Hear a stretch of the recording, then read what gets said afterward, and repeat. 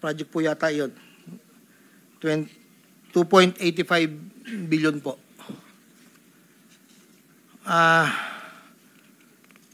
Yung pong sa 2024 na UA,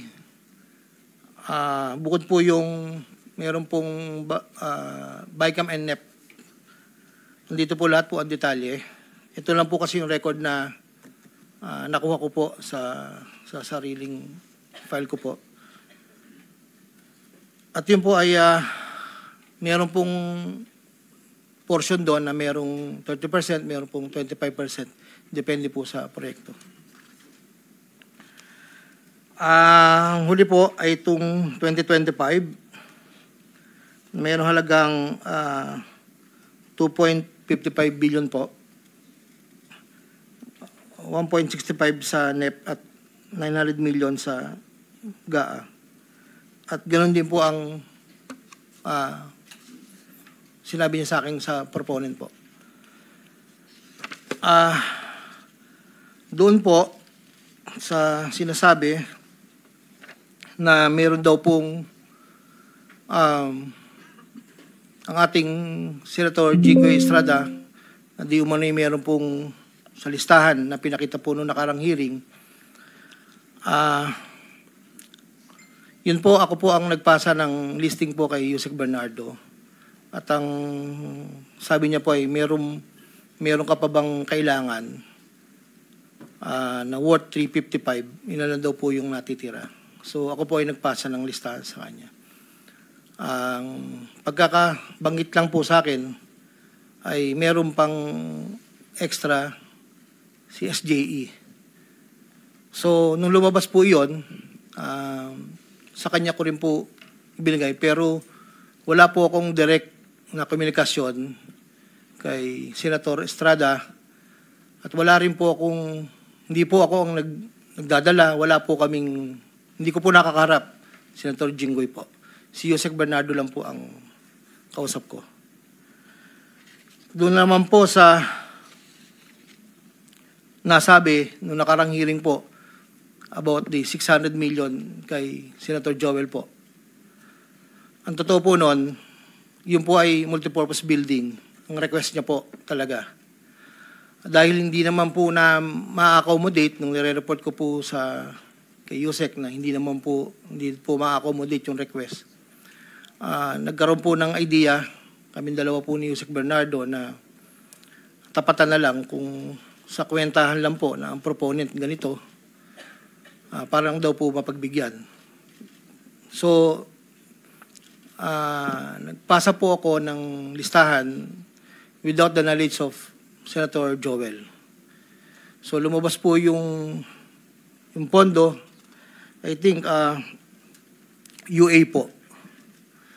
So, hindi po alam ni Sen na yun po ang pinalit namin sa multipurpose building. Wala pong alam si Senator Joel. So, yung bilanggit po na mayroon pong 25%. Ako po ang at si Yusek Bernardo ang nag-usap na gano'n na lang ang gawin para daw po matapatan man lang yung 1.5 B na request po.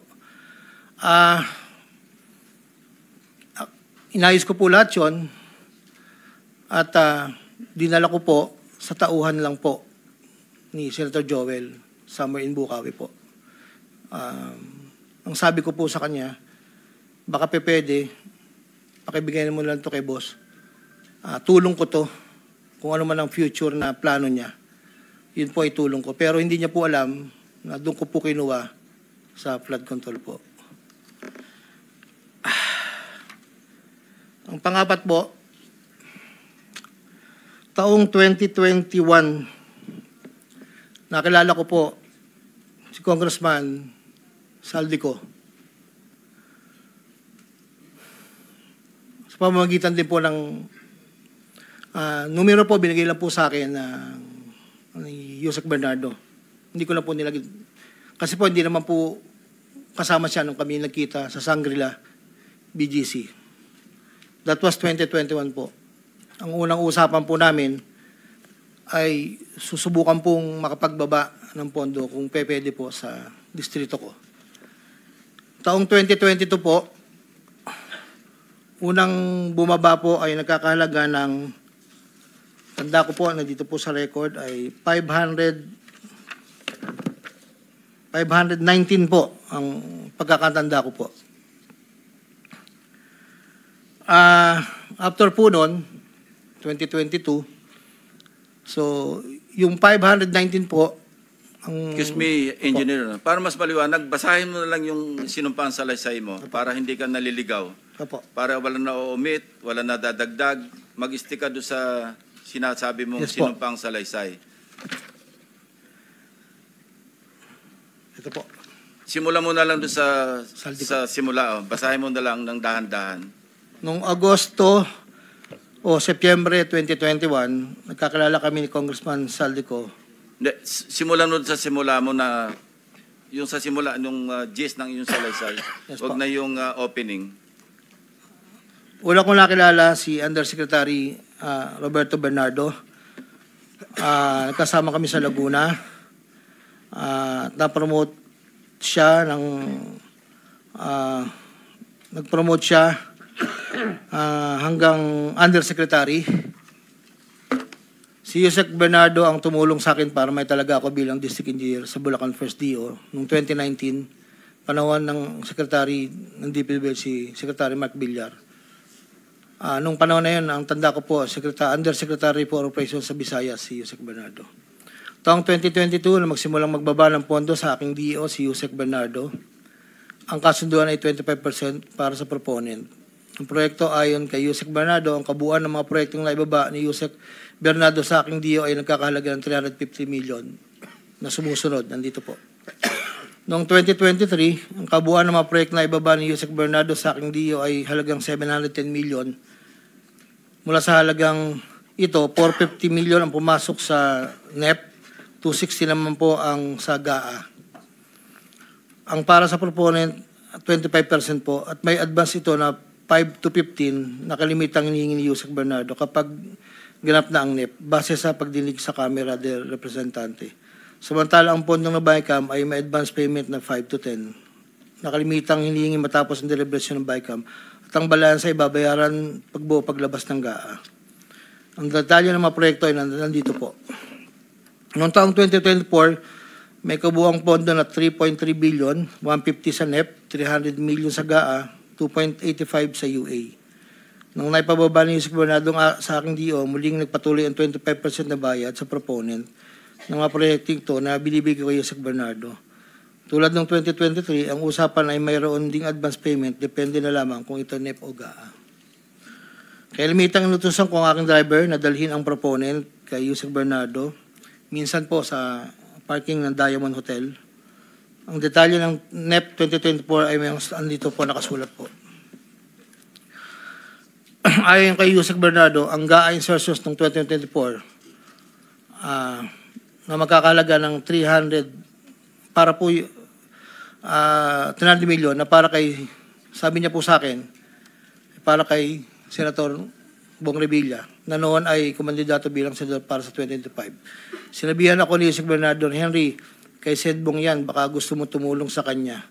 Dagdagan mo ang proponent, ikaw na bahala. Sinabi ko kay Yusek Bernardo, sige po boss, kaya po imbis na 25 ay naging 30 ang naging proponent doon po sa 3 project na nakalagay po dito.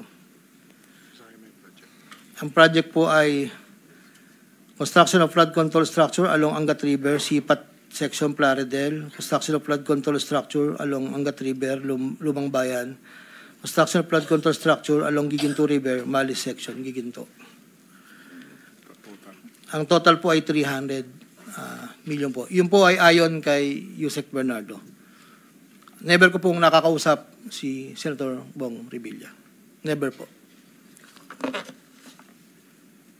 Makikita sa listahan ng mga proyektong galing sa UA 2024 na hindi lamang flood control ang mga proyektong, subalit ang proponent ay naglalaro sa 25 hanggang 30%. Noong taong 2025 ay may kabuuang halaga na 2.55 billion ang naipababa ni Yusek Bernardo sa aking DO.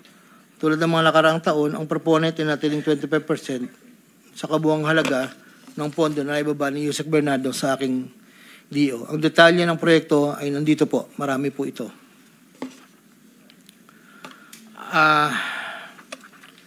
Taong 2022, yun nga po, nabanggit ko kanina, humiling si Senator Joel Villanueva ng proyektong multipurpose building, ikakalaga ng 1.5B.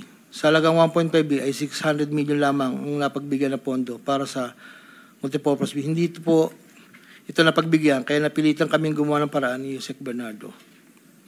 Hindi humingi ng partikular na proyekto o porsyento si Senator Joel, pero inutos ni Yusek Bernardo na bigyan na lamang ng proyekto na may katumbas na 150 million na proponent.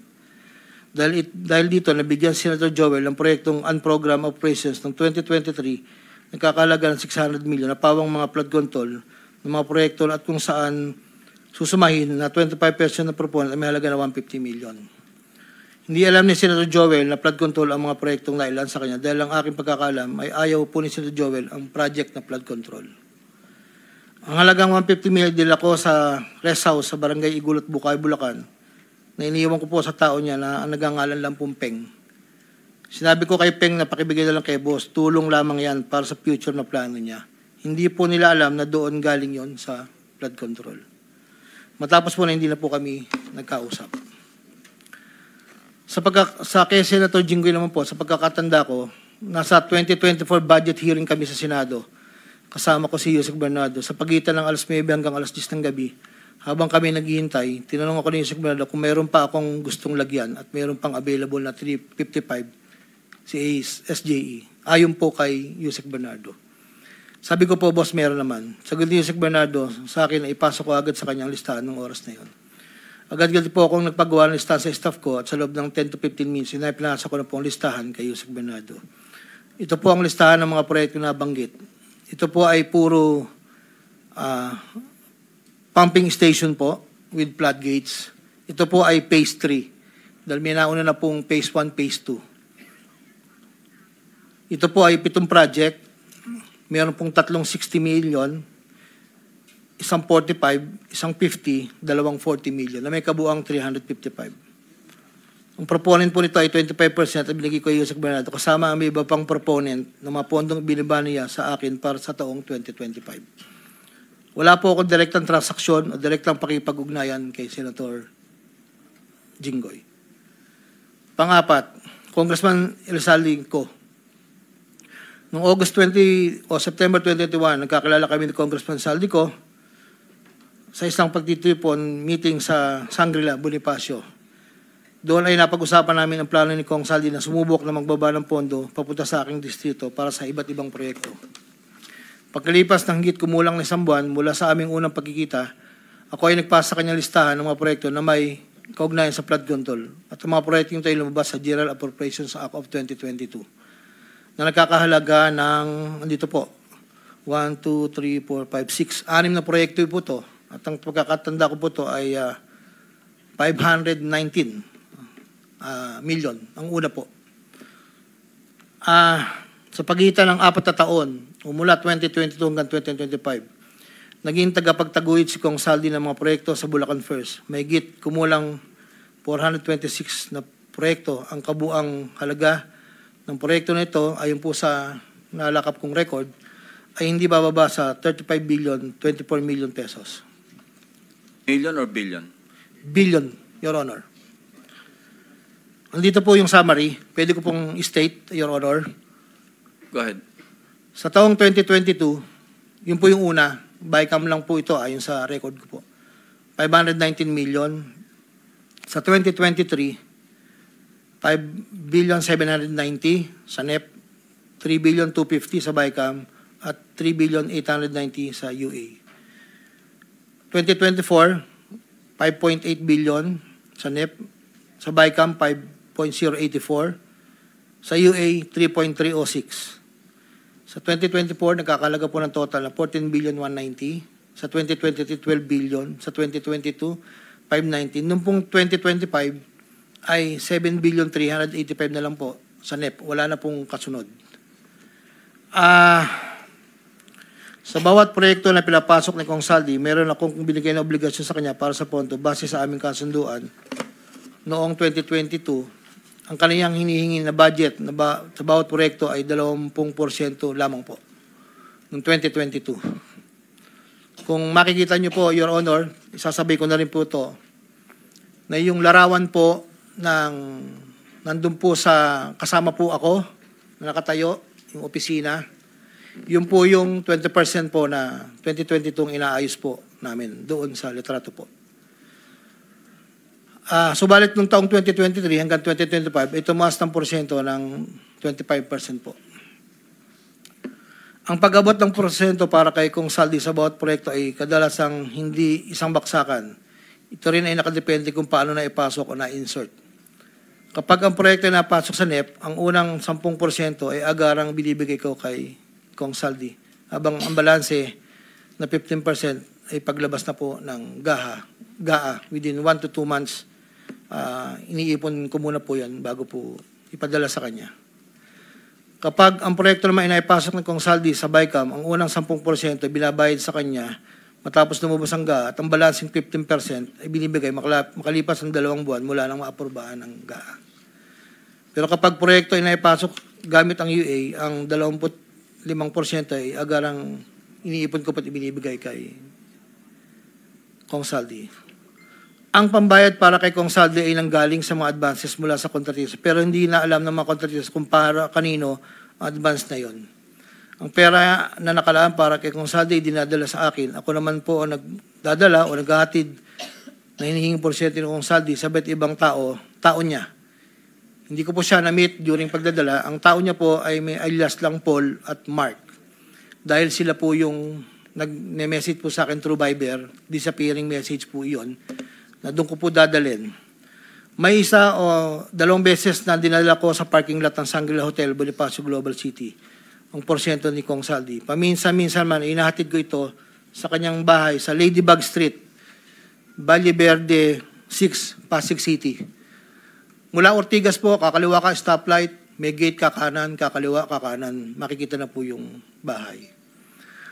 Minsan po, inuutos ko lang po, minsan po ako po ang nagbababa. May tao lang pong tatanggap, tapos po, iiwalan ko na po.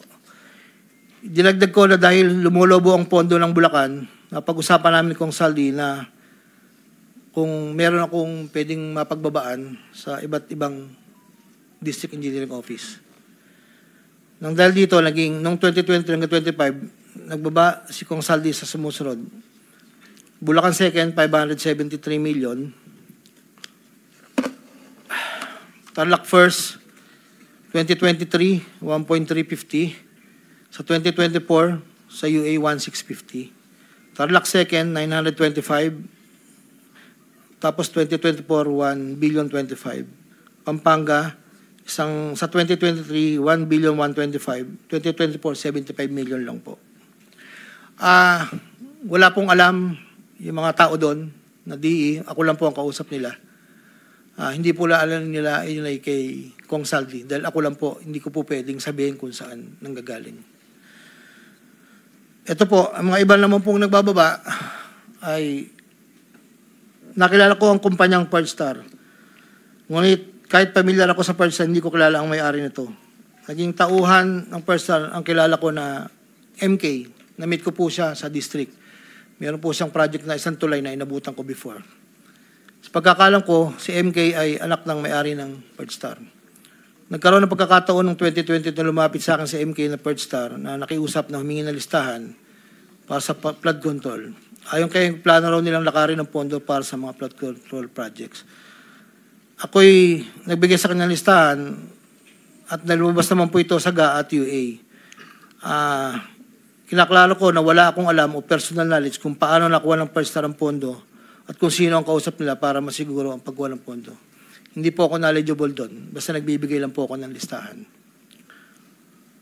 Ang proyektong igilawad na Pearlstar ay pinunduhan mula sa National Expenditure Program at papondong itilakda ng bicameral conference. Ayon po sa record.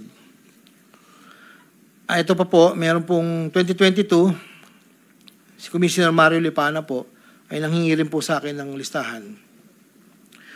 Taong 2023, nakapagbaba po siya sa UA ng 500 million. 2024, 400 million. 2025, 500 million. Wala akong personal knowledge kung paano nila nakuha ang pondo at kung sino kausap lang. Ang listahan ng mga proyektong naipasok ni Comlipana ay nakalakip sa sinumpang salaysay sa annex po. Andito po lahat yung detalye. nabanggit po nung nakaraang hearing, former Congressman Mitch Kaayon, noong taong 2021, nakilala ko si isang pagtitipon, hindi ko na po matandaan, alam ko po birthday, na noon ay Yusek pa po, ang pagkakatanda ko. Dito ay nakapag-usap kami at tinanong niya kung pwede siya magpababa ng pondo sa aking DO. At sinagot ko naman na, opo, pwede po. Noong taong 2022, nakapagbaba ng halagang 411 million sa GAA si Yusek Mitch, na may usapan kami na may gastos na 10% lang po. Hindi niya po pinakailaman yon, sabi niya, bahala ka na kung sino man ang mananalod contractor niyan. Noong ika-4 na pagdinig ng Senate Blue Ribbon Committee hearing, may dalawang larawan na pinakita ang chairman ng Senate Blue Ribbon Committee, Senator Pampilo Lacson, kay Engineer Bryce Hernandez. Isang larawan sa isang lamesa na puno ng pera at doon ay makikita ang aking presensya na kung saan ay ako'y nakasuot ng blue na shirt at ito ay sa conference room ng lumang opisina namin. Para po sa kalaman, lahat po ng pera na yon ay para sa BICAM ni Kong Saldi. 519 million na may 20% proponent noong 2022. Ito po ay galing sa iba't ibang mga kontraktor na nakuha ng mga proyektong naipababa ni Congressman Saldi. Ang pangalawang larawan naman po ng pera na nakasalansan sa isang bilyaran ay para sa proponent ng 2023 na 5.79 billion na dadalhin namin kay Kong Saldi na sa aking pagkaalala ay nagkakalaga ng 579 bilang 10% advance payment. Aking nireserba ang aking pagpasa sa karagdagang sinumpang salaysay kung sakaling ito ay mabibigyan muli ng pagkakataon. Ginagawa ko ang sinumpang salaysay na ito upang pakita ang aking kusang loob na pakipagtulangan sa sinasagawang bisyo sa Senado, sa House of Representatives at iba pang ahensya ng pamahalaan, kaugnay ng mga anumalyang proyekto ng DPWH, at upang matuluyang palagutin ang lahat ng mga taong sangkot. Ilan po, Your Honor. Pwede bang pirmahan mo yung sinumpang salaysay para maibahagi sa mga miyembro ng committee ito nang sa gayon, mamaya kung meron silang gustong tanungin, at least pirmado mo yung sinumpang salaysay. Your Honor, dahil in good faith po ako, kahit wala po akong